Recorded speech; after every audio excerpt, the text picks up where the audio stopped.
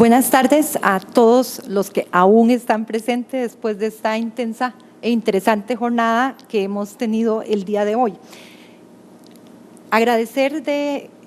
manera especial a la Comisión de Derecho Administrativo que nos cursó esta invitación para algunas reflexiones en torno al control de la discrecionalidad que plantea la Ley General de Administración Pública. Yo quisiera empezar mi exposición mostrando dos definiciones que para mí son importantes en el tema de la discrecionalidad administrativa. La primera de ellas es la de don Eduardo Ortiz, quien estima que la discrecionalidad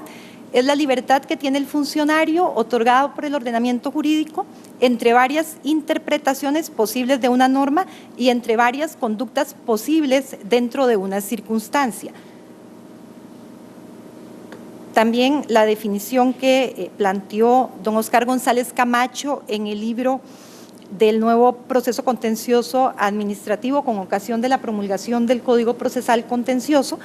quien señala que la discrecionalidad es el margen de maniobrabilidad que el ordenamiento jurídico le confiere a la administración dentro de una pluralidad de posibilidades que la norma otorga, ya sea en el momento de valorar los presupuestos de su aplicación o bien para el momento de decidir o adoptar una conducta específica como efecto de aquellos, siendo que tal valoración deberá ser siempre válida o dirigida a la satisfacción de una necesidad o un interés público. Partiendo de estas definiciones, yo quisiera también establecer premisas importantes a partir de las cuales voy a efectuar mi exposición. La primera de ellas es que, al igual que doña Silvia, la posición que en esta exposición voy a desarrollar es personal, sin que de ninguna manera vincule ni al Tribunal Contencioso ni a la sección que integro dentro del tribunal. Debemos indicar que también la exposición se va a referir únicamente al control de la discrecionalidad sobre actos administrativos y no sobre el ejercicio de potestades discrecionales en general, que llevaría a efectuar un análisis sobre conductas materiales de la administración que no está contemplado dentro de esta exposición. Tener presente también que no existe, ni como decía doña Silvia, como se ha venido manifestando por otros expositores, no existe un acto que sea completamente discrecional o que en su puridad sea discrecional, sino que lo que tenemos son algunos elementos, o la discrecionalidad se presenta en alguno de los elementos del acto administrativo. Y esto es así fundamentalmente en atención al principio de legalidad, principio de regulación mínima de los actos y principio de autorización de servicios, con base en los cuales, por lo menos yo estimo, los elementos sujeto y fin deben ser siempre reglados. El sujeto, en tanto se le habilitan las competencias para actuar por parte del bloque de legalidad y el ordenamiento jurídico, y el fin, en cuanto en última instancia, es el interés público que el legislador fija como parámetro fundamental al cual debe dirigirse toda la actuación administrativa. La mayoría de la doctrina admite la discrecionalidad en una mayor medida en el elemento contenido, esto es, en la decisión que adopta la administración entre estas varias opciones, todas válidas,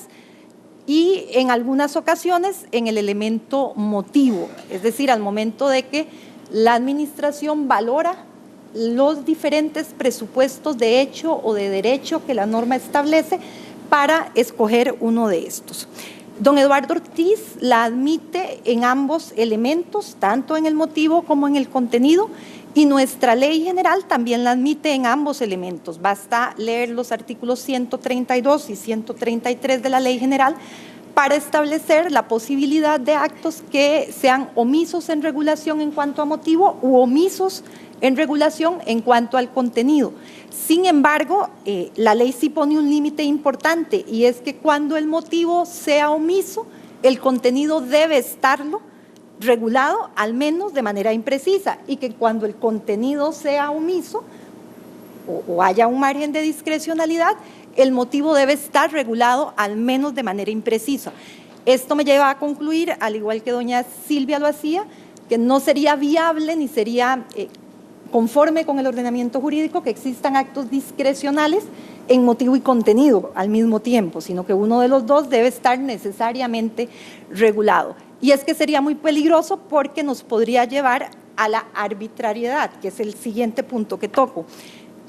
Tal y como se ha venido manifestando en este foro, discrecionalidad no es igual a arbitrariedad.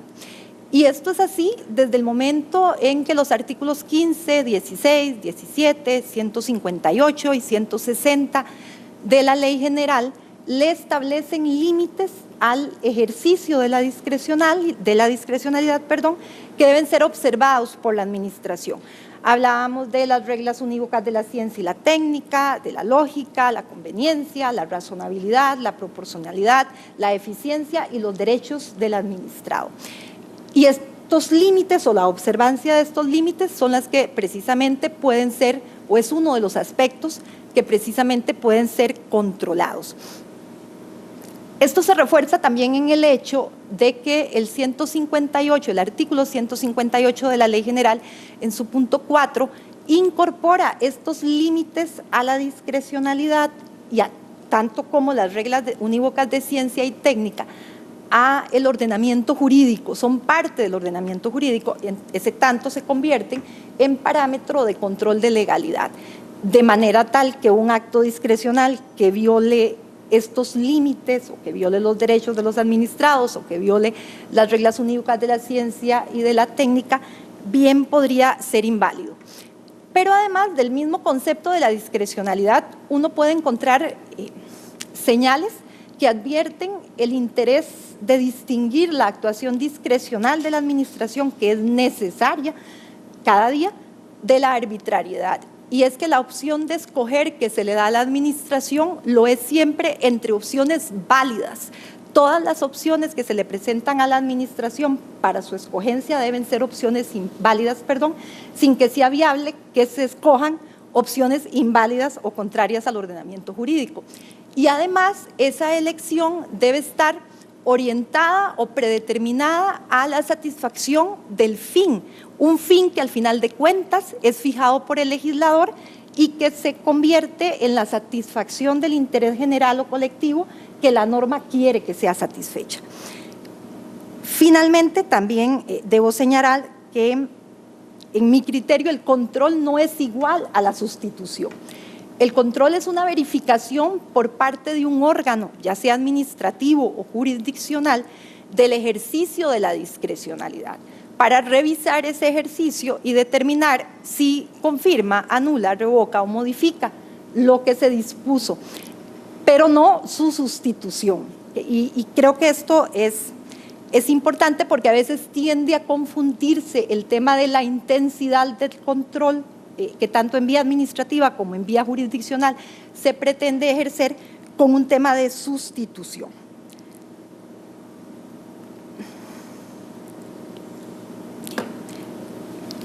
¿Qué permite la Ley General de Administración que se controle en los actos que tienen un contenido discrecional? En general, son dos aspectos, por lo menos generales, que yo encontré que pueden ser controlados. Por una parte, se controlan los elementos discrecionales del acto. En este caso hablábamos del motivo y del contenido. Y se controla los aspectos reglados de esos elementos discrecionales, dice el artículo 15 de la Ley General, junto con la observancia de los límites internos y externos a los que hacía referencia doña Silvia y que mencionamos recién. Entonces, lo que la ley prevé, por lo menos en su artículo 15, es un control sobre aspectos reglados del acto discrecional y sobre la observancia de sus límites. Otro aspecto que para mí es importante destacar es quién controla el ejercicio de la discrecionalidad, de acuerdo a la Ley General de Administración Pública, por lo menos. Y se advierten tres sujetos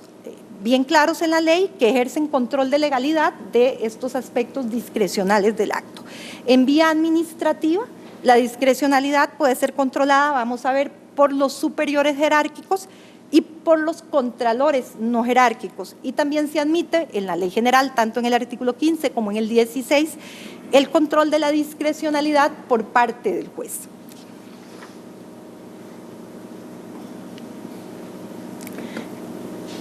El fundamento para que, por lo menos en mi criterio, el fundamento para que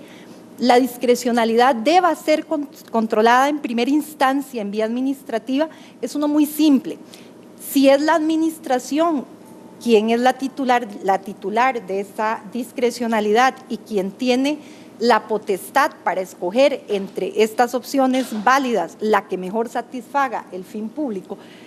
pues debería ser ella misma, a través de las instancias superiores, la que controle el ejercicio de la discrecionalidad por parte de los inferiores. Ese control de discrecionalidad de los superiores jerárquicos está previsto en la Ley General y está previsto, vamos a ver, de una manera intensa. No solo por cómo lo controla, sino por qué controla el ejercicio de la discrecionalidad. Tenemos, por ejemplo, que en virtud de las potestades de mando, y se controla ya sea de oficio o a través de recurso administrativo que planteen los administrados. A través de las potestades de mando que tiene el superior jerárquico y que están reguladas en el artículo 102, se autoriza un control intenso de la discrecionalidad o del ejercicio de potestades o la emisión de actos con elementos discrecionales de los inferiores por parte del superior jerárquico. Vemos que conforme a esa norma, el superior jerárquico puede dar órdenes a sus inferiores sobre el modo en que se ejerzan las funciones, en este caso discrecionales, no solo en temas de legalidad, sino en temas de oportunidad y conveniencia, dice la norma. Puede también el superior jerárquico vigilar la acción de los inferiores, incluso las discrecionales, para asegurarse de que ésta se ajuste a la legalidad y a la conveniencia. Puede también el superior jerárquico adoptar medidas necesarias para ajustar la conducta del inferior a la legalidad, a la conveniencia, a la buena marcha de la administración. Puede el superior jerárquico incluso abocar competencias discrecionales o ejercicio de potestades discrecionales del inferior por razones de oportunidad y de conveniencia, no solo de legalidad, dice la norma, llegando incluso a poder sustituirlo en el ejercicio de esas potestades discrecionales. Entonces veamos que el alcance del control que hace este superior jerárquico es bastante extenso, porque no se resume solo a aspectos de legalidad, sino de oportunidad, conveniencia, previendo incluso la sustitución, además del control. Ahora, ¿qué controla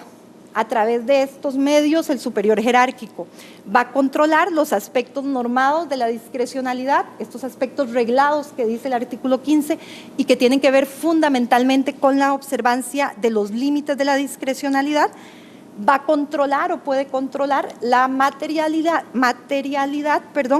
de los hechos del motivo, es decir, el motivo, aunque sea discrecional, tiene que existir. Es este control de hechos determinantes al que hacía referencia doña Silvia. El motivo tiene que existir, eso puede ser controlado por el superior jerárquico. Va a controlar que exista un respeto al principio de adecuación y de proporcionalidad a través de la desviación de poder. ¿Cómo? Bueno, si el contenido del acto tiene que ser correspondiente con el motivo y tiene que ser además proporcional al fin,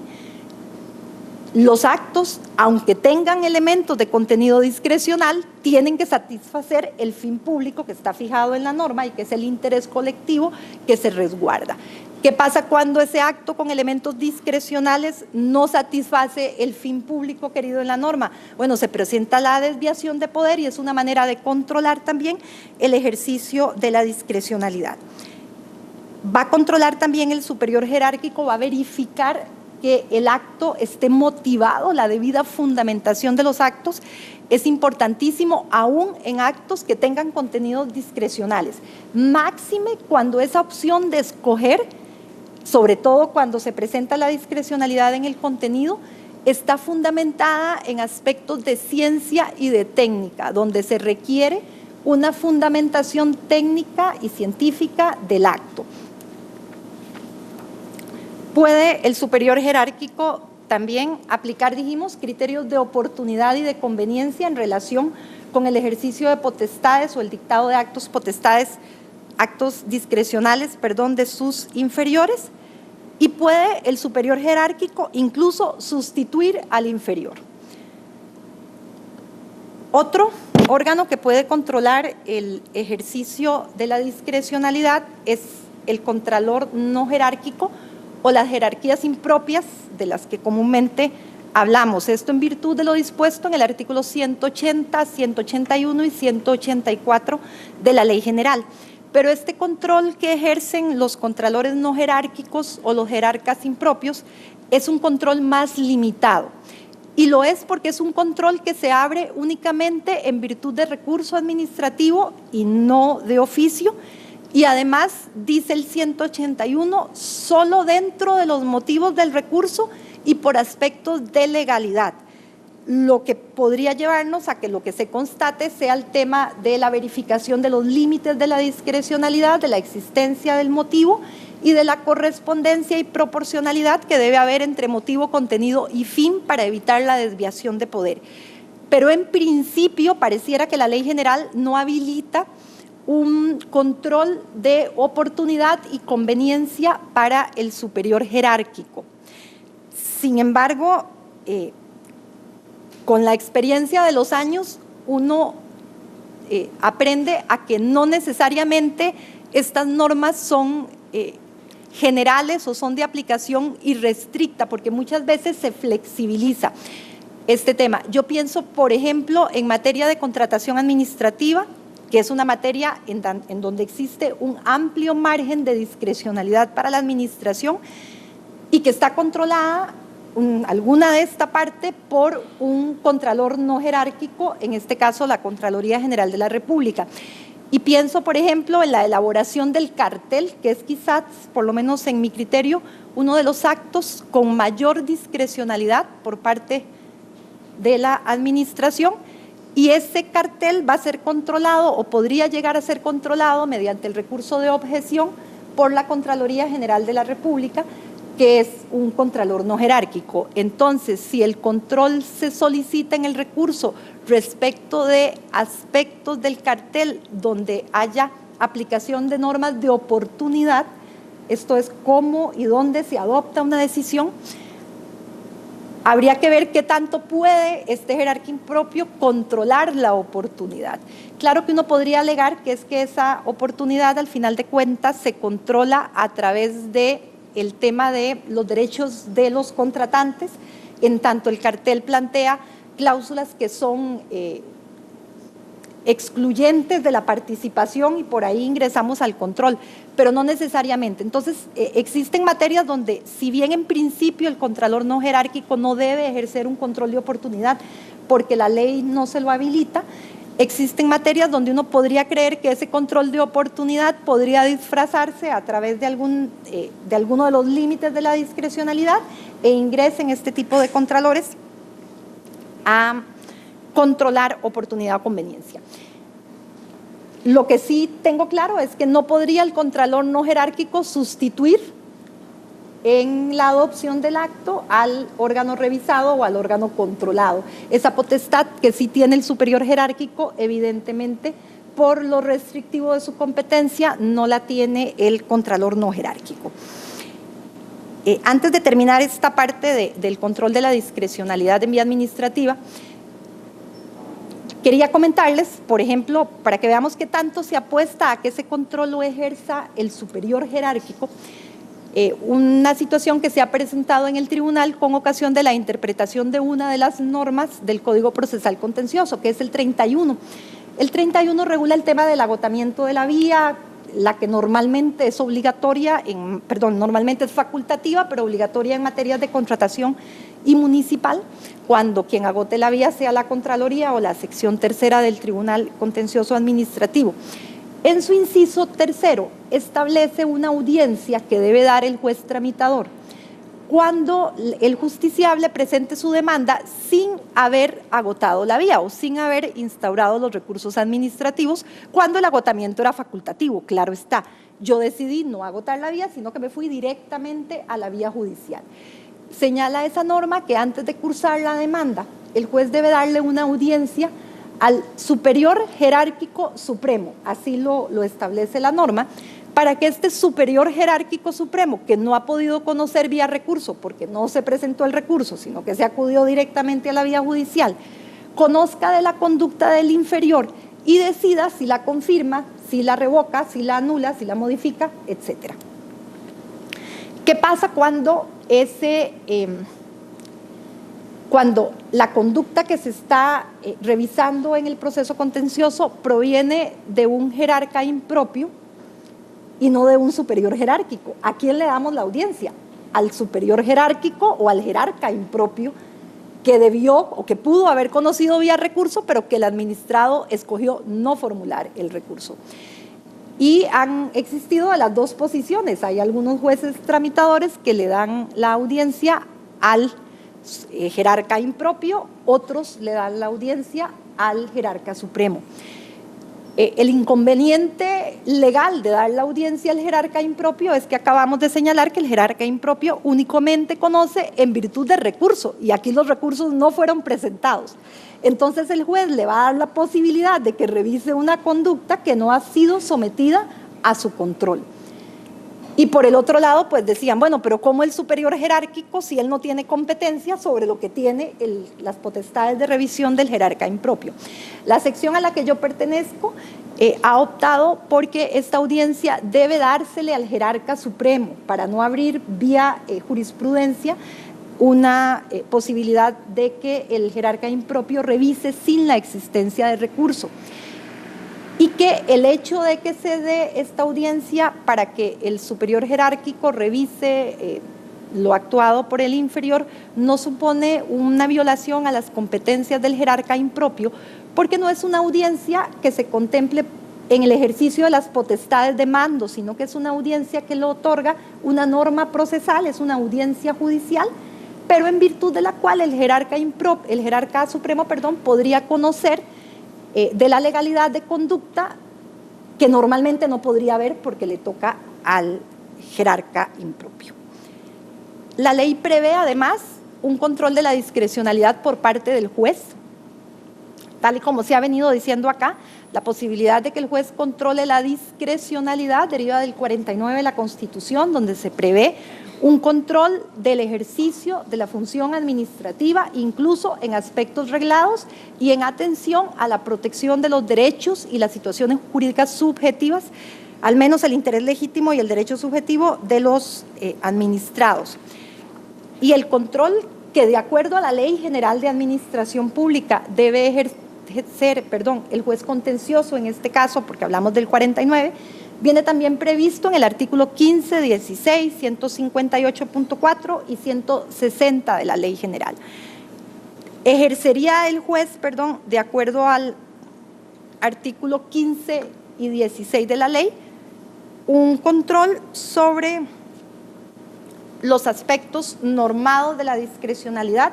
Nuevamente el tema de la observancia de los límites de la discrecionalidad, el tema de que el motivo exista tal y cual fue planteado, y el tema y la proporción entre motivo, contenido y fin para evitar la desviación de poder. Pero también habilita el artículo 16 un control de aspectos que no son jurídicos, como lo son las reglas de la ciencia y de la técnica, pero que para efectos de control el artículo 16 lo establece como que el juez va a ejercer un control de legalidad de estos aspectos metajurídicos como que si fueran jurídicos. Entonces, el tema de la ciencia y de la técnica es un tema que puede ser y debe ser controlado por el juez contencioso administrativo. Lo que pasa es que aquí el cuidado que hay que tener a la hora de analizar estos aspectos, de controlar estos aspectos de ciencia y técnica, es que el control que se va a señalar que se va a ejercer, no es estrictamente de juridicidad, porque son aspectos que no son jurídicos, Entonces, este control hay que hacerlo a partir de normas técnicas y de prueba técnica. Entonces, yo estimo por lo menos que no sería viable aplicar en control de reglas de ciencia y técnica por parte del juez el principio del iura non vincuria, porque no estamos hablando de aspectos jurídicos y que es necesario que se allegue prueba técnica que permita al juez ejercer un control sobre los fundamentos técnicos o científicos de la decisión que está siendo sometida a examen. La Ley General de la Administración Pública, en mi criterio, no autoriza que el juez sustituya a la administración en el dictado del acto. El juez ejerce un control de legalidad, pero no ejerce administración activa. Y en este sentido, por lo menos yo soy del criterio de que tiene que haber un examen prudente y una autocontención por parte del juez que respete el principio de separación de poderes y de funciones y que además respete el núcleo duro o el contenido esencial de esa discrecionalidad a la administración, de modo tal que por regla general, ese control de discrecionalidad lo que va a suponer es que se revise la conducta sometida a examen, en este caso el acto administrativo sometido a examen, para ver si resulta conforme con los límites de la discrecionalidad, si el motivo existe, si no hay desviación de poder, si es conforme con el ordenamiento jurídico, en cuyo caso pues se confirmará, y de no ser así, pues se revoque, se anule y se reenvíe a la administración para que se emita de nuevo el acto. En algunos supuestos se hace necesario y la ley general pues, no lo habilita expresamente, pero el Código Procesal Contencioso sí, establecerle a la administración límites en el ejercicio de esas potestades discrecionales, pero estos límites no podrían llevar a determinar el contenido de la decisión de la administración, porque yo estimo que ese es parte del núcleo duro que debe respetársele. Entonces, el control que la ley general, en mi criterio, le autoriza al juez es un control para esto, es un control de revisión conforme a límites y parámetros y de establecer límites al ejercicio de la discrecionalidad sin determinar el contenido cuando eso sea necesario. Ahora bien, existen hipótesis excepcionales o supuestos de excepción, como en todo, en los que están de por medio derechos fundamentales, que de por sí es un límite al ejercicio de la discrecionalidad también, y es parte de lo que se le ha encomendado, de la tutela que se le ha encomendado al juez contencioso desde el 49 constitucional. Cuando estén de por medio estos derechos fundamentales o existan omisiones o actividad omisiva, actuación omisiva, perdón, de la administración o transgresiones graves a la legalidad, que ameriten de una intervención judicial, porque de no darse esta intervención quedarían en desamparo esos derechos fundamentales, yo soy del criterio que esa intervención es válida, y es válida no porque se esté sustituyendo, sino por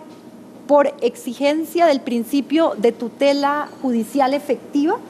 de que se trate de una situación urgente o de que algunas veces esa discrecionalidad de la administración luego del control de legalidad que ha ejercido el juez, se reduce a cero porque resulta que de las opciones válidas que tenía para escoger, solo hay una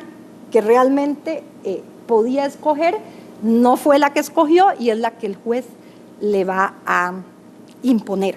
Yo no incluí en mi exposición el control judicial de la discrecionalidad que habilita el Código Contencioso porque hay una exposición en ese tema el día de mañana, entonces para no invadir el ámbito de la exposición que tendrán el día de mañana. Y de momento esto es todo, muchísimas gracias.